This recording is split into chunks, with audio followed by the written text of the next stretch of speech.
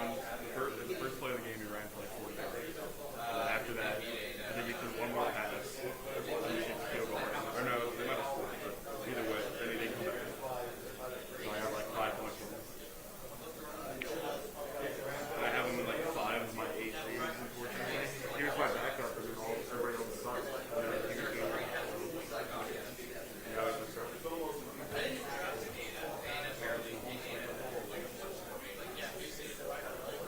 I still don't know how you're winning with this. It's like he has like 2 picks every game.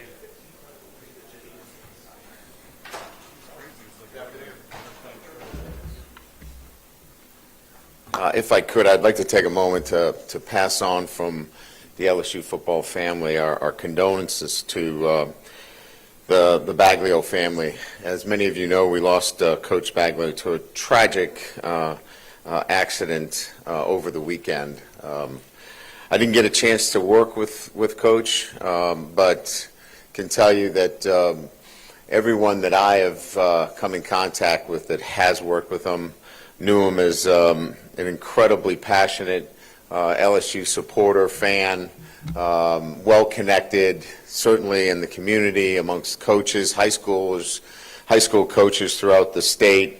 They all are certainly affected by his loss. Our hearts go out to his family, and we lost a great one. So I just wanted to pass that on from the LSU football family.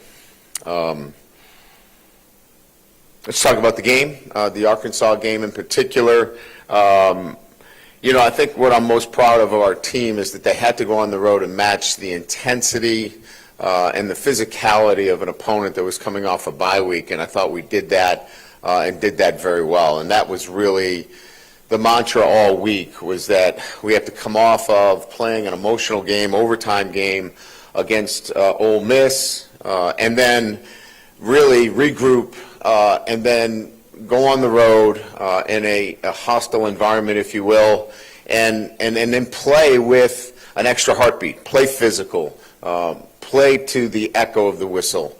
It was a team that had showed itself on film as one that played that way, and then we had to match it. I thought we did a great job from that standpoint. Certainly we got off to a really good start offensively. Defensively, I thought we tackled extremely well. We were physical. We got timely turnovers, and individual players certainly need to be talked about as well. Damian Ramos was the SEC Special Teams Player of the Week. Emory Jones was the SEC Offensive Lineman of the Week. Certainly Caden Durham, 100 yards rushing, 3 touchdowns. Nuss again, 23 of 34, no interceptions, no turnovers, and of course can't finish a defensive performance without Whit Weeks being all over the field, 10 tackles, 1 sack, 1 interception, and leads the SEC in tackles. So some great individual performances, but as a team, offense, defense, and special teams, I think what we did well was we prepared very well. And then we took that preparation relative to how we thought about the way we needed to play. And that was with a physicality, with extra effort, and being really aggressive. The first time we played on the road, I thought we were reactive against South Carolina. We waited for things to happen, and as you know, we got down 17 points. This game, we didn't wait around. And that's how we need to play this coming weekend against an outstanding A&M team, a team that we'll get a chance to play on national television, a 4-0 team, and going to College Station is certainly a challenge. Mike Elko is doing a great job with this football team.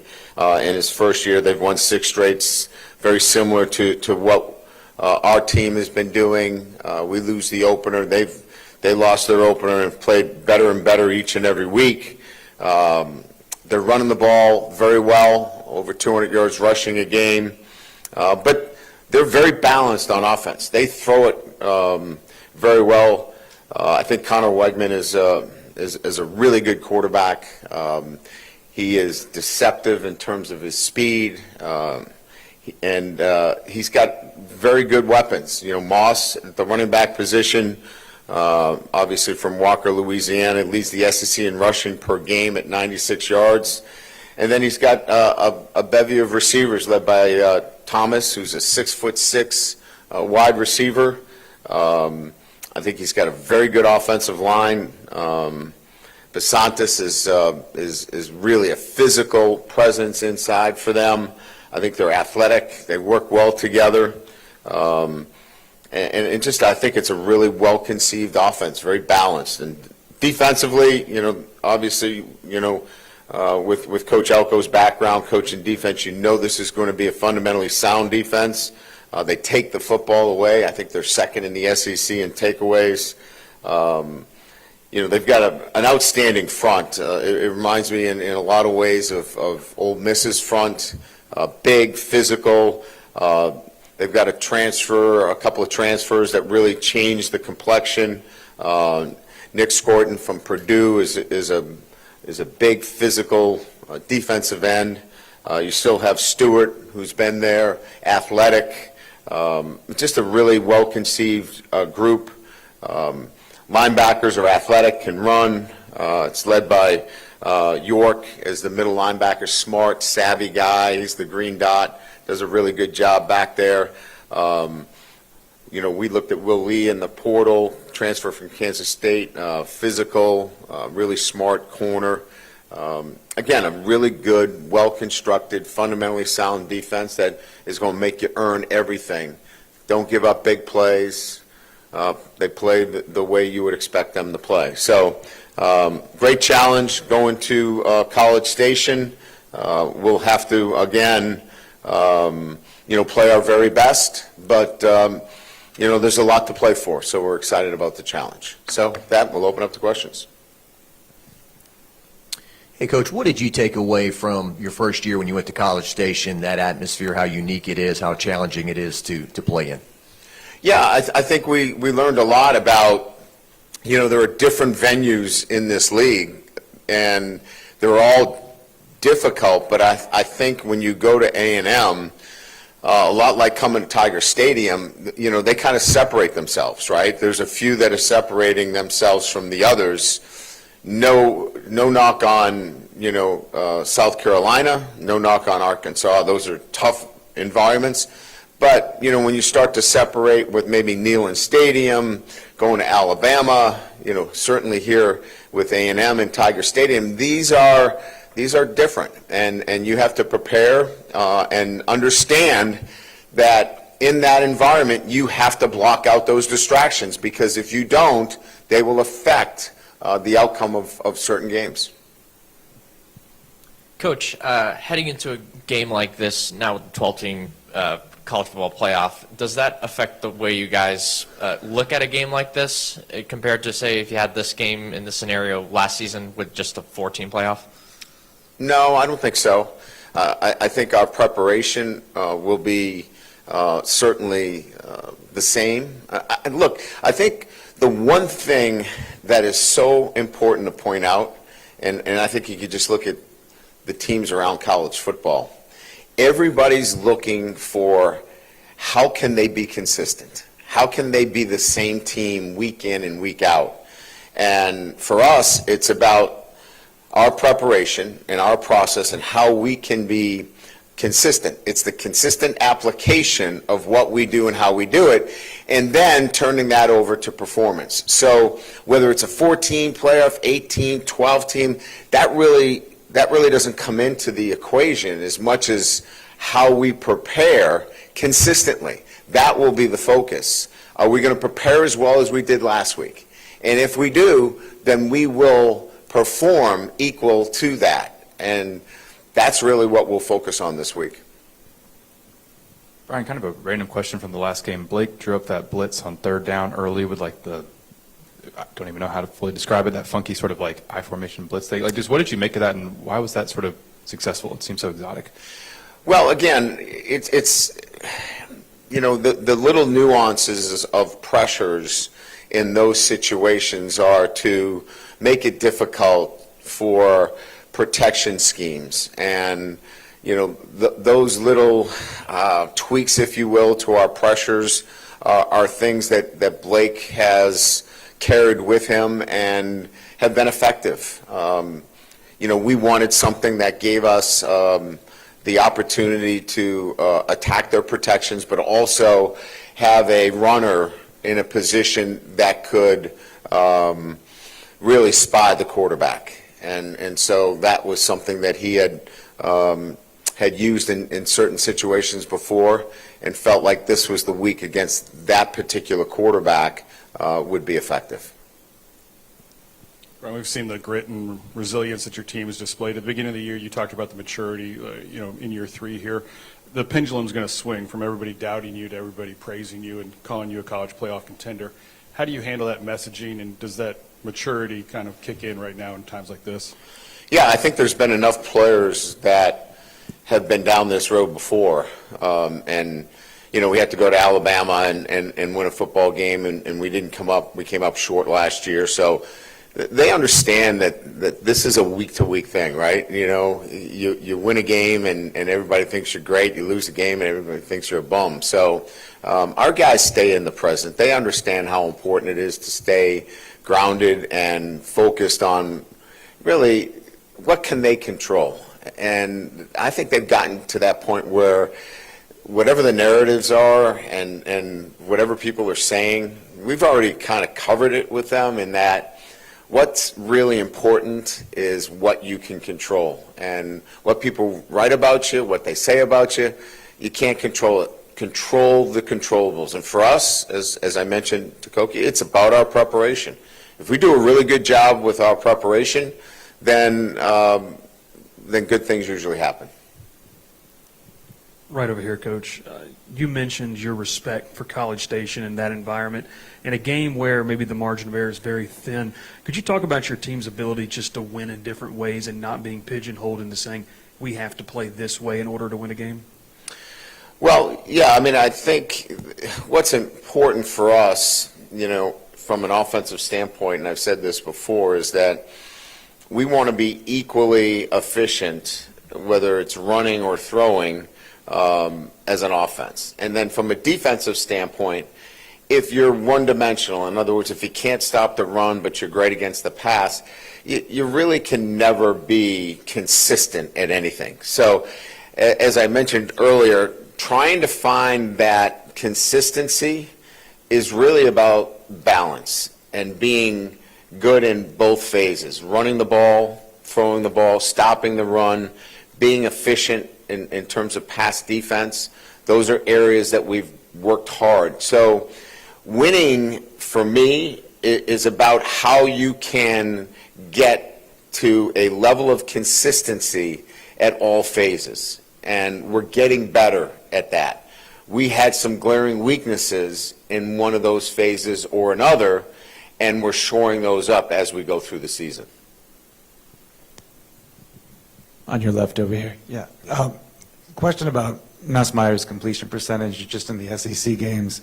Notice it's a little bit below 60%, and I'm not saying that's bad. For context, actually, it looks like Dart and Cook and Tennessee's quarterback also are below 60, and then of course Beck and Milroe both have more than one interception per game in their SEC starts. Just so in that context, how do you feel like he's doing, and do you think it speaks to any kind of trend about quarterback play in the league this year relative to last year where we had Jaden Daniels, with such a high percentage and winning the Heisman? Well, I think, Daniels, in terms of his efficiency and completion percentage, was a product of how well he was throwing the football. I mean, he was elite and certainly won the Heisman. Our passing game, and you can, obviously look at what we do. We're not a team that takes some of the bubble screens and the quick entry pass throws as part of what we do on a consistent basis. I've had some offensive structures that, we would throw at 70% because we were throwing, easy throws out on the perimeter. We don't have a lot of those. We'll have some free access throws on the perimeter, which we had the other night, but we're through passing game progression, which is some more complex throws. So our percentage is going to be a little bit lower. We're not going to be in the 70 to 75 percentile. We're going to be probably in the 60s. So it's really what our choice is relative to the kind of passing game that we're running with Garrett. We were talking with Witt weeks after the game, and he just heaped a ton of praise on Blake Baker and kind of his development of the linebacker room in really just one off season. Can you speak to just his ability to relate to those players in that room? And because whether it's Penn or Weeks, and we saw Devon Keys get in there and make some plays. Just talk about maybe the evolution of that linebacker room this year. Yeah, Xavier Atkin obviously playing well for us, and that's. I think we had in total, I think we played 11 true freshmen on the road. And in some instances that's, scary. And when you look at it, that's exciting, when you're winning on the road like that. I think as it relates to Blake and the linebacker room, clearly there's a connection there through belief, trust, and the ability to build relationships with the players that kind of fosters that, right? And relationships require time, and Blake puts in the time with them. He's around the building all the time. He's during the summer he's around here. He takes the time to be around the players, and that's the only way you can build relationships with them. You can't just show up on Saturday and go, hey, I'd like you to do these things for me. So I think it's the time that he puts in, and because of that, he has built really good relationships, and a lot of it on trust. The job that Caden's doing, looks like he's probably not 100%, but just to have a freshman back that's able to kind of, fight through all that, how unique is that? I'm really impressed with a freshman running back that is not playing at 100%, but in there playing with grit and toughness and just the kind of resolve that he has. A lot of guys would not be in the game. He's playing at about 80, 85%, but he's got great vision. He's got toughness. Keeps his legs moving. And, again, injuries are hard to deal with at any position, but when you're a running back and you've got an injury and you're still fighting through it, I think it says a lot about the young man, and really proud of him.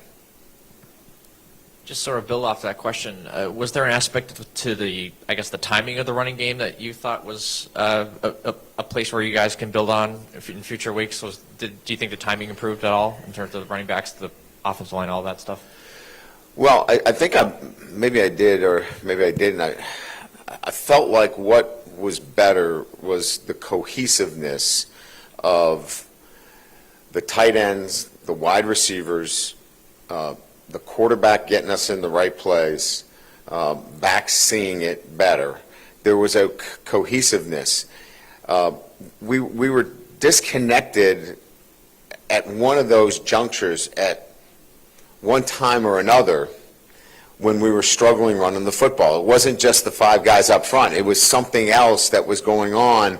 Maybe it was an offensive lineman one time, and then the next we didn't push crack with a receiver, and the other time we didn't get an upcut with an outside zone play, or the tight end boxed off the end instead of stretching him. We got the connection of all of those guys in unison this past weekend, because we've been spending so much more time on it in practice. So we'll continue to do that because it's beginning to pay off, and we need that running game for us to continue to have the balance we need on offense. Coach, over here. So I know you've had a great relationship with Mike Elko. He was your defensive coordinator at Notre Dame, and just hiring him in the first place, and what really impressed you about Mike Elko when you made the hire back in Notre Dame, and just talk about your relationship with Mike and what makes this defense so tough to defend. Well, it starts, look, it's like anything else, right? We just talked about Blake Baker, right, and his ability to relate. You know, Mike does a great job with the players. He's demanding, but never demeaning. He has a standard of what he expects, but has always been able to build great relationships with his players. And so when you have that standard, and he's a very bright mind when it comes to defensive and defensive structures. He's got layers to everything relative to how to play defense. You know, he's seen every coverage, knows every defensive front. So you've got a guy that has great experience, and he's done it at you know, a lot of different levels, right? And I've always respected those coaches because that's where I've come from. You know, I started as a Division II head coach. He's worked his way up, and you know, anytime you can hire an Ivy League grad, you know, that's makes me smarter. So that worked out well for me. Here, Brian, your special teams the last couple of years has just gotten better and better. Aaron Burrell is just absolutely automatic as a kickoff guy. Talk about just his development from day one. Yeah, he's a weapon, obviously, because you almost don't even have to worry about kickoff return, which, you know, clearly we struggled with. I mean, we struggled with, you know, covering kicks. But, you know, here's a guy that had a fractured kneecap and rehabbed all summer, put himself in a position where, you know, he could kick in the opener. It wasn't 100%, and he's clearly gotten better and better and better as the year's gone on to where he's automatic, as you mentioned. He's got a great demeanor. He works hard every day. And, you know, Damian Ramos is kicking so well, but his leg is, you know, as I mentioned before, he's going to have to work on some of the accuracy at times, but, you know, he's kicking them from 60 plus in practice, and he's going to be a great weapon for us as a field goal kicker as well. Hey, Coach, I wanted to ask you about Ramos and his progression. His first year, I don't think he had a ton of attempts. No.